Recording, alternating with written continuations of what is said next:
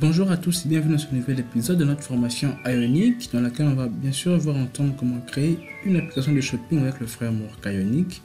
Alors dans ce nouvel épisode, on va voir ensemble comment créer un nouvel article et pour cela on va voir les formulaires. On va pas voir le form builder de Angular, mais on va juste voir comment créer des champs et comment récupérer la valeur de ces champs, ou en quelque sorte récupérer la valeur de notre formulaire grâce au two-way data binding et notamment la directive ngModel. Alors sans plus tarder, commençons. Alors je vais commencer par générer une nouvelle page que je vais appeler create product. Je fais ionic j pour generate page, je l'appelle create product.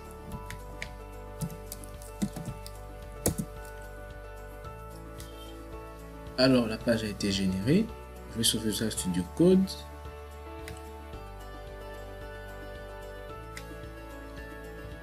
Et j'ai une nouvelle page, Create Product. Et dans mon dossier app.module qui est où?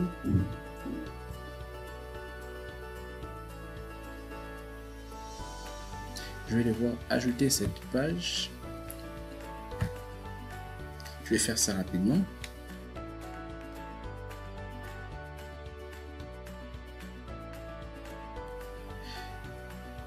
Alors dans createproduct.html, je vais essayer de créer un formulaire le plus simple pour vous montrer un exemple. Alors, je vais créer une liste. On va faire de ng4 ici.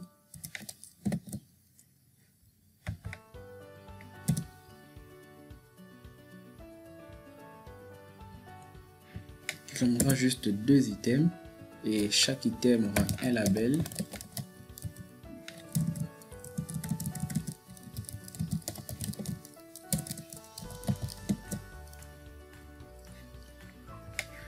Un label et un input. Sorry.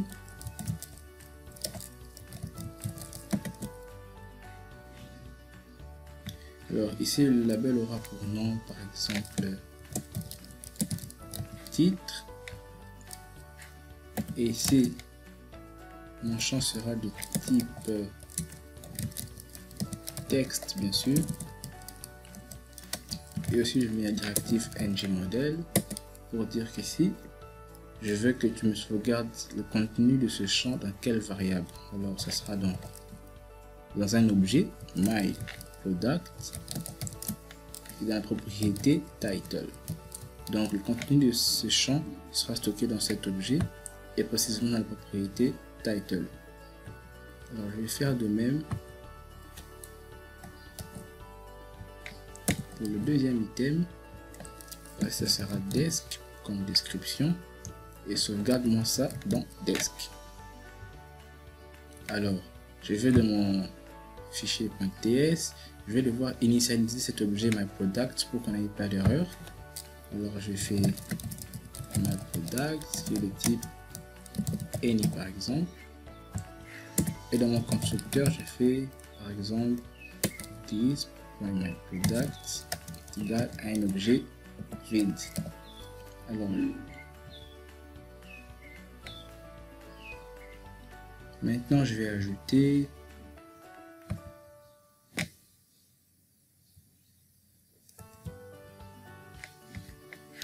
un bouton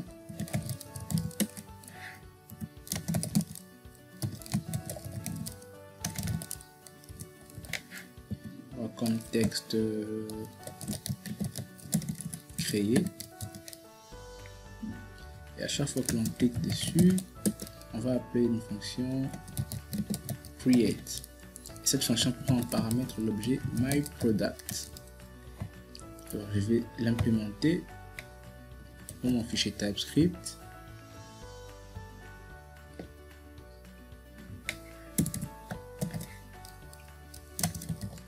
Et qu'est-ce que ça va faire? Ça va faire juste un console.log pour le moment.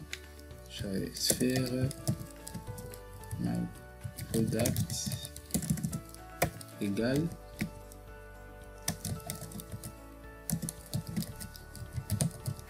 product.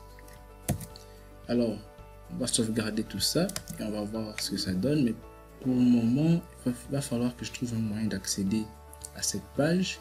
Et dans home.html,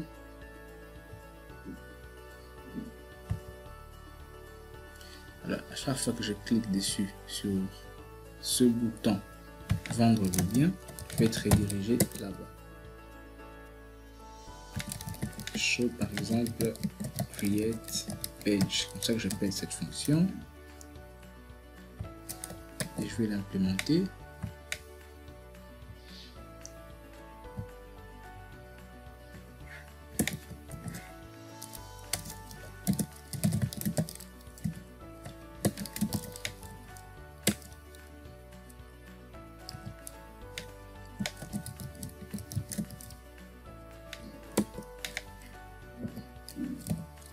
Alors, on sauvegarde et on voit ce que ça donne. Alors, je clique sur le bouton, je suis redirigé vers la page, j'entre un titre par exemple chemise, description je mets belle chemise, je clique sur créer. Alors, on voit bien que j'ai récupéré le contenu de mon formulaire, j'ai l'objet my product qui a une propriété title qui est égale à chemise et une description qui est égale à belle chemise. Mais cette fois-ci, on va faire ça en fonction de l'interface product. Alors, product doit avoir un titre, une description et tout le reste. C'est ce qu'on va faire maintenant. Alors, je vais dire ici que my product est le type product. Et ensuite ici, pour éviter qu'il y ait une erreur, parce que j'initialise un objet vide, je vais dire que c'est un objet vide as product. Comme ça, j'ai plus d'erreur de compilation. Et aussi, à l'intérieur de product, j'ai un autre objet availability.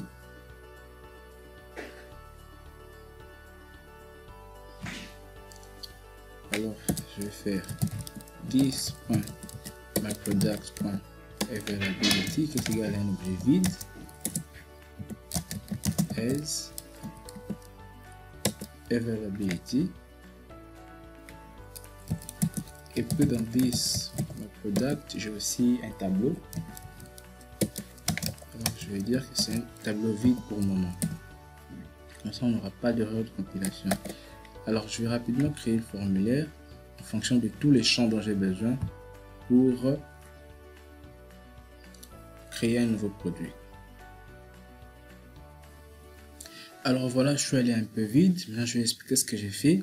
Alors, le premier item a comme label nom. J'ajoute cette directive floating pour que le label puisse être un peu animé. Vous allez voir à quoi ça ressemble. Et comme ng model, on a myProduct.title. Pareil pour description, on a myProduct.description. Et pareil pour le prix, on a myProduct.price. Mais ça aussi, le type du champ, c'est number. Et un peu plus loin, on a la catégorie du produit. Et comme ng model, on a myProduct.category. Mais cette fois-ci, on n'utilise pas un input, mais plutôt un ion select. C'est pour avoir la possibilité de sélectionner. Ça correspond en quelque sorte on a par exemple un champ et on met le type égal à radio si je ne me trompe pas en HTML. Et les options elles sont là, mais cette fois-ci les options proviennent d'un tableau. Alors je vais créer le tableau et ensuite je vous explique ce qui s'est passé ici. Alors le nom du tableau c'est categories, catégorie.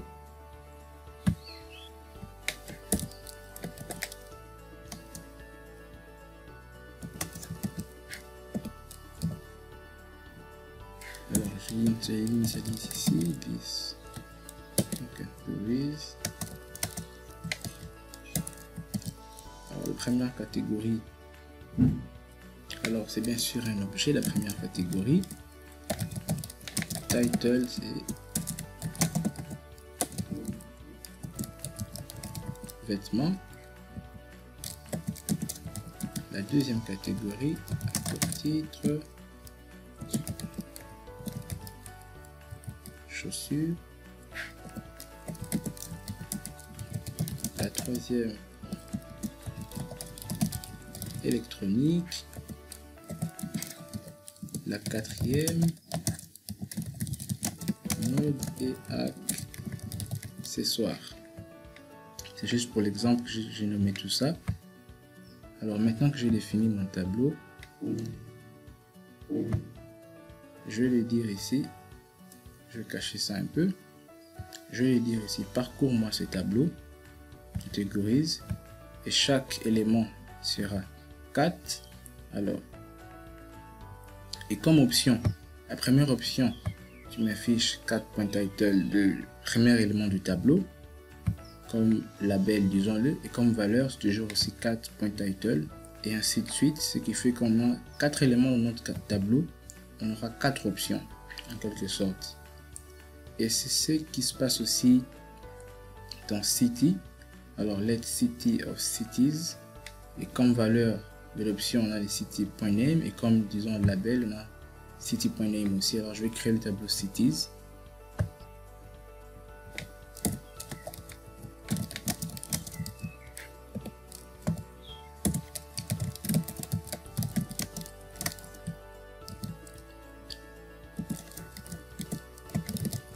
Premièrement, je mets par exemple Paris, pourquoi pas. Deuxièmement, Londres.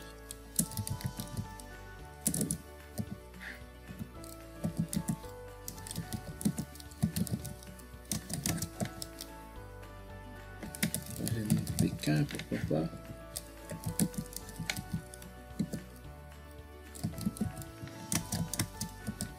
Et quatrièmement, pourquoi pas Kinshasa. C'est juste pour des exemples. Étant donné que j'ai défini mon tableau, on descend un peu plus bas. Alors, il y a un séparateur, une sorte de divider ici, qui a une icône, qui a pour nom build, et puis qui a ce label état du produit. Alors, juste en dessous, j'ai un autre item, toujours un iron select. Cette fois-ci, c'est product.state comme ng model. Il y a deux valeurs. Premièrement, c'est 9. Deuxièmement, c'est déjà utilisé. Et les labels sont les mêmes, disons-les ainsi. Et en dessous, j'ai notre item, mode d'acquisition. Cette fois-ci, les ng model, c'est myproduct.availability.type pour rester fidèle à l'interface. Il y a 3 valeurs, livraison, disponible en magasin et puis main en main. Et juste en dessous, j'ai un item qui sera à peu près, disons-le, dynamique. Alors, si myproduct.availability.type, je ne l'ai pas bien écrit. Si myproduct.availability.type est égal à livraison, alors tu peux m'afficher cet item. Sinon, tu ne l'affiches pas. Et cet item sera juste affiché en cas où le type de livraison, le type de mode d'acquisition est égal à livraison, alors vous mettez les frais de livraison. S'il n'y a pas de livraison, ça sert à rien de mettre les frais de livraison. C'est en quelque sorte ce que ça dit. Et le bouton est toujours là, Create, qui va nous afficher le contenu du formulaire. Alors, ça fait beaucoup, je sais, on sauvegarde et on va voir ce que ça donne. Déjà, vous remarquerez que par rapport à notre interface, avant d'aller voir ton navigateur, il y a des propriétés qui n'ont pas été reprises, comme ID, Pictures, Created 8, Average Star, et puis Available. Alors ça, on va les hard-coder dans notre fonction Create, juste pour l'exemple. On va faire par exemple, déjà que je sais que ce que je reçois en paramètre est de type product, alors on va faire myproduct.id, on veut hardcoder ça. Vous pouvez créer un nombre aléatoire, mais bon, Je vais juste faire égal à 5 par exemple. Ah, sorry, c'est une chaîne de caractères. Et ensuite, je fais my product created head est égal à new date. My product register, je veux que chaque produit commence avec juste 1. Et puis my products availability available. Alors, si on crée le produit, ça signifie qu'il est disponible. Alors je veux qu'il soit égal à true. On sauvegarde, on voit ce que ça donne. Alors je vais dans vendre vos biens. J'ai mon formulaire qui se présente. Alors, voilà l'animation, c'est grâce au floating. Comme dans chemise, alors je le remplis rapidement.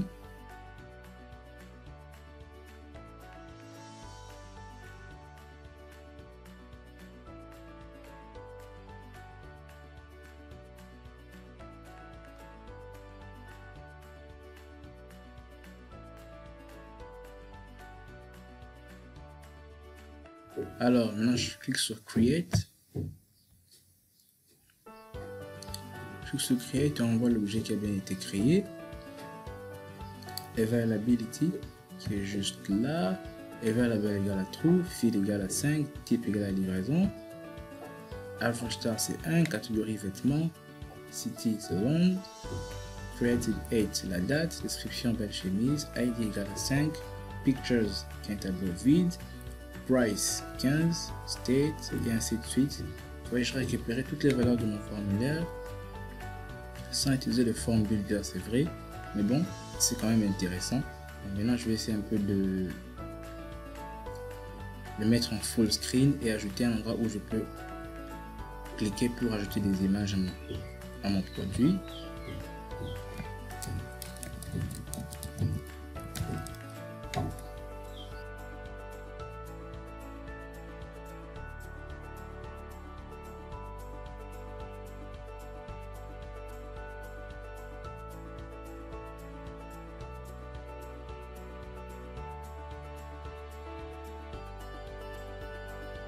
Alors, j'ai ajouté un bouton avec le label ajouter image et quand on clique dessus, ça s'appelle la méthode click images. Puis j'ai mis les contents en full screen. On va voir ce que ça donne. On sauvegarde. Alors, bien sûr, la fonction pick, la méthode pick images n'est pas encore été définie. Alors, c'est tout pour cet épisode. On se revoit très bientôt pour la suite. On va voir maintenant ensemble comment prendre des images à partir de notre galerie, la galerie du téléphone. Et pour cela, on va utiliser maintenant un plugin Ionic, Ionic Image Picker.